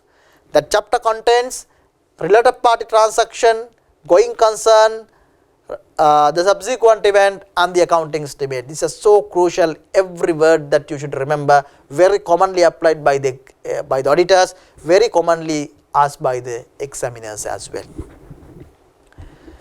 Right? So in that background, examiner here it asks recommend the 4 audit procedures. The subsequent event, there are 6 audit procedures, if you can remember. There are 6 audit procedures with regard to the subsequent event that the auditors can do. Those need to be moderated, those need to be modified into the case scenarios, right? What are those 6 audit procedures? Number 1, you go and ask from the management, inquiries from the management with regard to the subsequent event. Number 2, test the management process in identifying the subsequent event. Review the minutes of the board or any other meetings. Review the interim finance statements. Review the legal correspondence or inquiry from the lawyers. Right? Final one, obtain a written representation. So those are the 6 procedures that is available in the standard with regard to the subsequent event. Right? So in that case, in the examiner is asking you recommend 4 audit procedures that Shihan should perform in respect of the matters identified during the meeting with the finance director. What you can do? The number 1, you ask from the management further details on these 2 situations. Number 1, review the minutes to see whether these 2 situations have been addressed there. Look at this interim finance statement till 30th April and see whether these are reflected there. Right? And also you can go and ask from the lawyer and ask a confirmation from the lawyer with regard to this situation. What the lawyer's opinion on that. So that could be done. Right? Representation could be obtained. So those are the audit procedures. If you see making inquiries of management, these inquiries shall cover the such as changes to the status involving subject to judgment and the assumption made.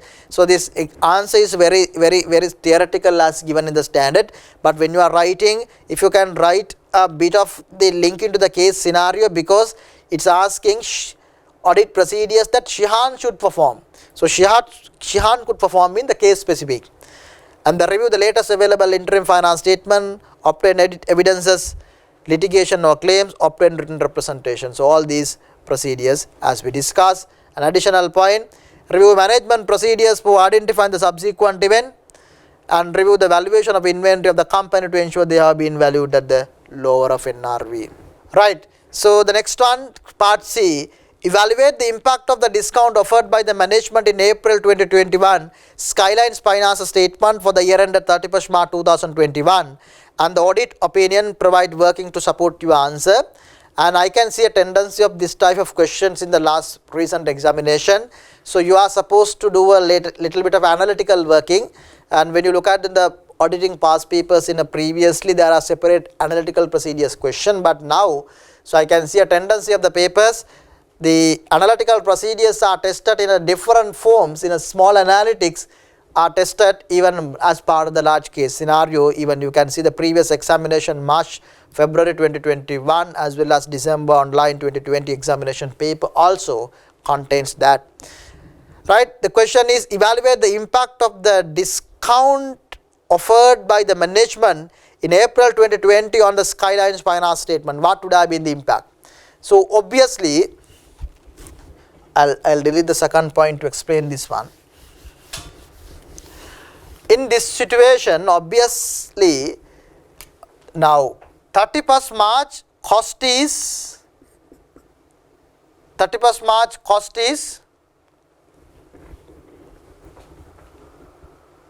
we'll read it again.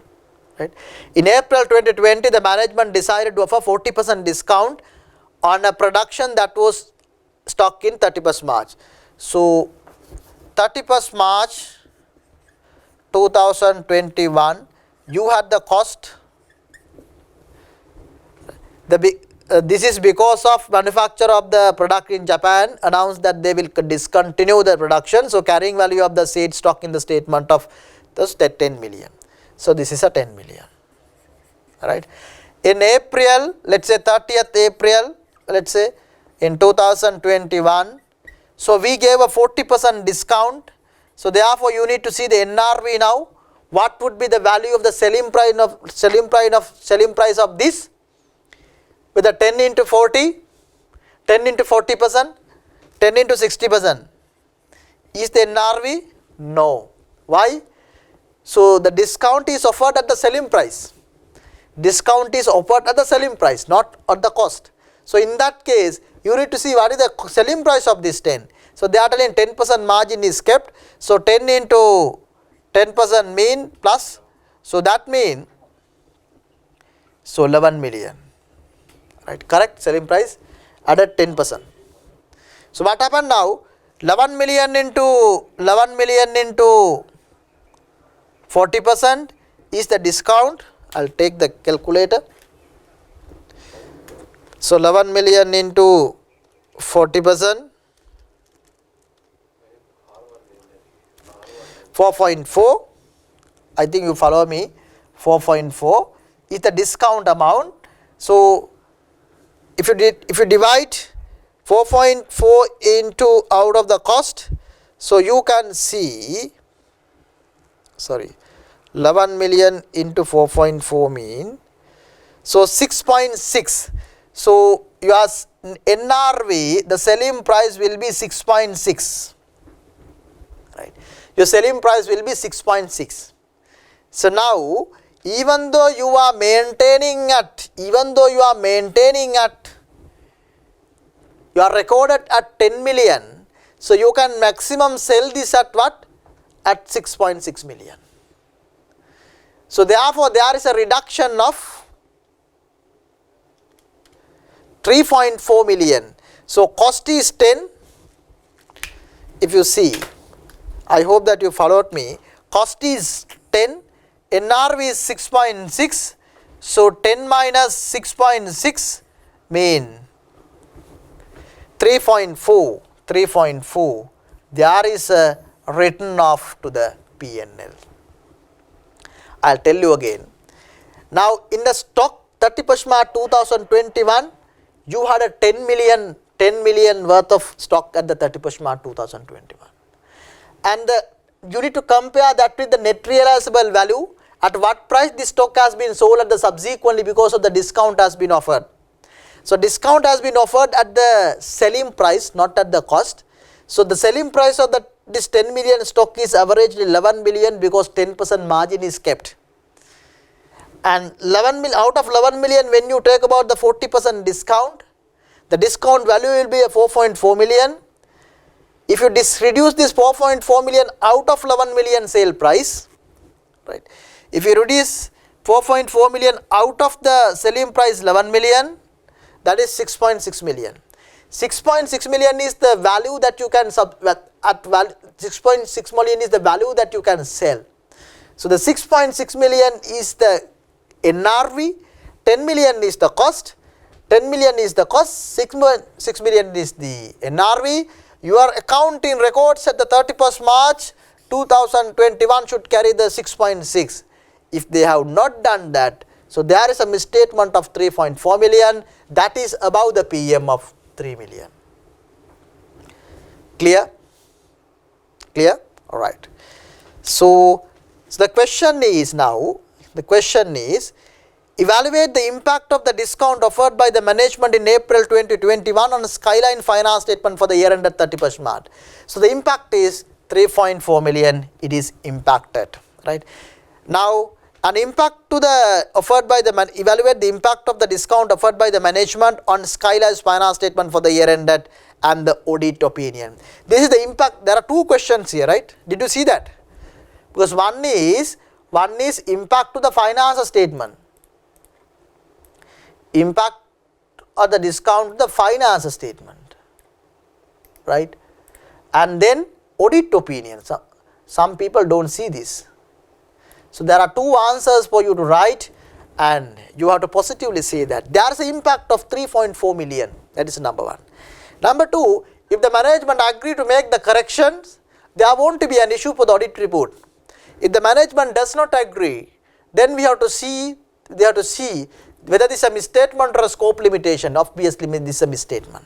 Then misstatement, then you have to see whether this is material or material and pervasive, a diagram of audit reporting. The material or material and pervasive. Is it pervasive? No. To become pervasive, as we discuss on the audit reporting, it has to have a large impact, very large impact. The example that I have given you, if you can remember, when you go to the goal face and you see the sea and how large the sea, you cannot measure, something like that. So therefore, 3.6 million can't be a sea like that. It can't be like it can't be a sea. It may be a something small, a river. So therefore, this is not pervasive. So but material, because above 3 million, so therefore qualified audit opinion would be given by the auditor. Alright. So if you go to the answer, according to the LKS 10, according to LKS 10, that this is considered to be an adjusting event, as the amount is material, but the client should be requested to make the adjustment in the finance statement, and the audit working paper should support this. If the adjustments are not made, there will be no impact to the, if the adjustments are made, there will be no impact to the audit report. If the adjustments are not made, the auditor should address this matter in the auditor's report, and it would result a qualified opinion on the finance statement after considering the materiality of the amount involved. Carrying value of the stock is LKR 10 million, margin 10%, selling price is 11 million, NRV 60% of the 6.6 million, impairment 10 million minus 6.6 million, 3.4 million. The above material, it is above the material level of 3 million. We are coming to the part D. Comment on how lawsuit referred above should be dealt in this auditor's report on the finance statement of Skyline for the year ended 31st March 2021, including the suggested wording to be included in the auditor's report. So the second issue, I'll write here. So this is the second issue. This is the first issue. The second issue was what? In month of April, so it happened after the financial reporting date, when the financial year is ended. So what happens now here? Neon PLC company comes and file against our company, but that happens after the year end, and they are demanding 30 million. So 30 million is a 10 times of the PM. It's a large amount. It's a very large amount, and asking as a demand. Now the thing is, forget about the auditing. Think about the accounting. When such an incident happened, or when this type of situation occurred, in this event occurred. So what would have been the correct accounting treatment? Now you need to see whether, as per LKS 10, whether this is a subsequent event after the reporting date as per LKS 10, yes. If it is an event after the reporting date, now then we need to see whether this is an adjustable or an unadjustable event. Obviously this is an unadjustable event. Why? So sometimes this doesn't give further evidences to the situation of the 31st March 2021. So this is an unadjustable event, but it has to be disclosed. Why? Because this is one of the crucial information that should be known by the shareholder or stakeholder. So therefore this must be disclosed in the financial statement. So now management has disclosed according to the accounting standard, they have disclosed also. And also we conclude that the disclosure is sufficient. We conclude that the disclosure also is sufficient. Now management has disclosed, and we are also happy with the disclosure is sufficient. Then should we do anything in the audit report? That's the question, right? And the question is asking, comment on how the law should refer to above should be dealt with in the auditor's report on the finance statement of Skyline for the year ended 31st March 2021, including the suggested wording to be included in the auditor's report, as I have given in my audit reporting webinars. So 5-step model, audit reporting. So this 5-step model is not nowhere in the auditing standard. I am just giving you a 5-step to think it over. Logical thinking, number one. You always need to think when the event is given whether this is a misstatement or a scope limitation. That is number one. If yes, then you have to see whether material and pervasive and need to decide accordingly. If not, see whether this is something fundamental to the user and whether need to emphasis of matter or other matter need to be given. Third step. We'll adopt that 5-step model here now. Number one, see whether this is a misstatement or a scope limitation. This is not a misstatement, this is not a scope limitation. Why? You can't say a misstatement because management has done the disclosure and it is sufficient. So therefore, number 1 is out. Number 1 is out, can number 2 also out. So second one is number 2 also out. Third one, if it is not a misstatement, if it is not a scope limitation, to see whether which is something fundamental to the user, which is fundamental to the user that the auditor needs to emphasize the matter in the auditor's report. Is that so? Obviously, this is something, a legal case taken against us, and which is bit of a fundamental, not bit, actually it is a fundamental to the user understanding. And the second condition of emphasis of matter is something disclosed in the finance statement. So therefore, auditor may put an emphasis of matter paragraph, not the other matter, because the other matter comes into the auditor's scope or the auditor's responsibilities, nothing with regard to the auditor's matters.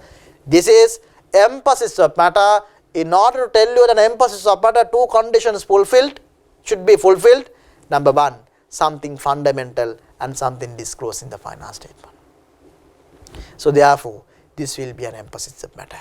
The second part of the question is asking is that suggest the wording very clearly given in the study text, right? Very clearly given in the study text, even the standard number 706. What it says?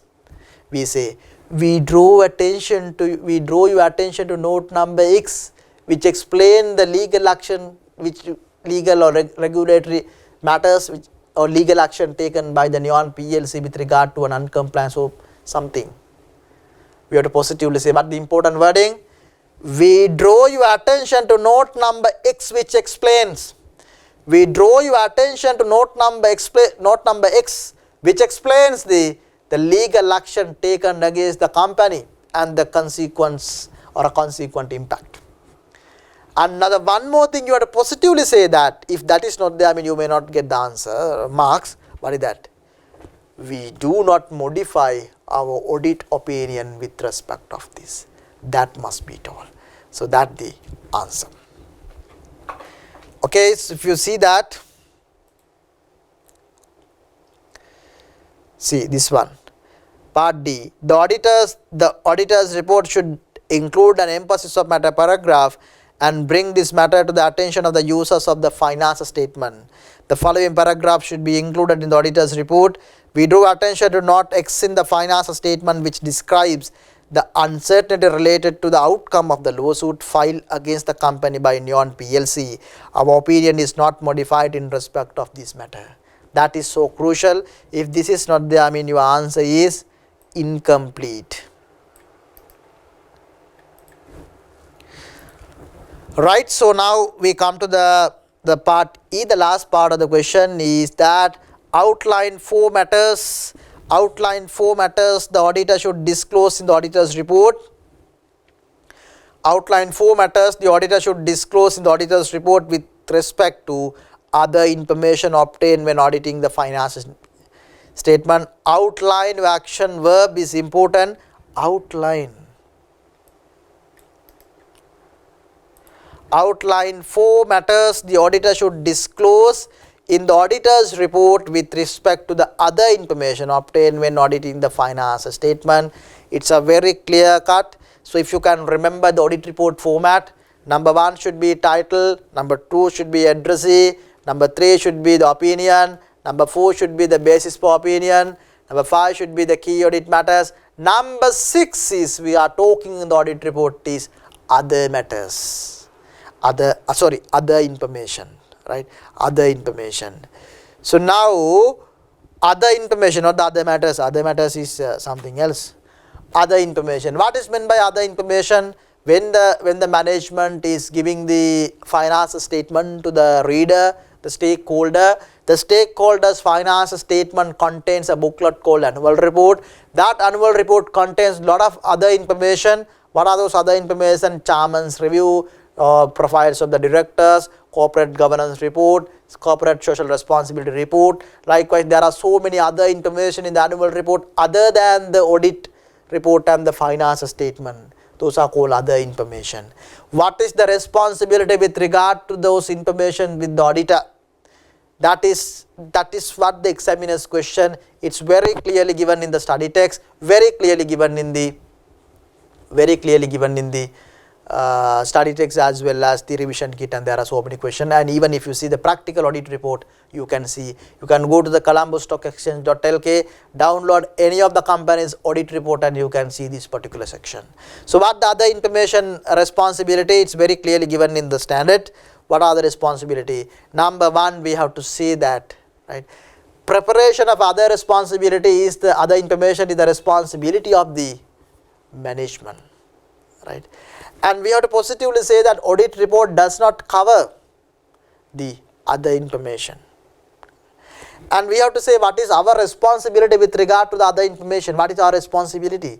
So our responsibility is to read the other information and to see whether there are material inconsistency of the finance statements and the other information.